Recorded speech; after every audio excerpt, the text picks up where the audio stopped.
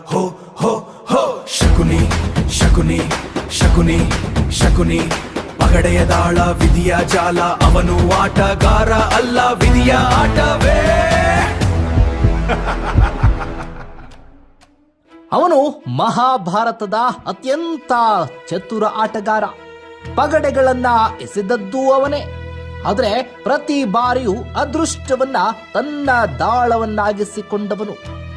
ಅವನ ಪ್ರತಿಯೊಂದು ನಗುವಿನ ಹಿಂದೆಯೂ ಒಂದು ಮಾರಕವಾದ ಸಂಚು ಅಡಗಿರುತ್ತಿತ್ತು.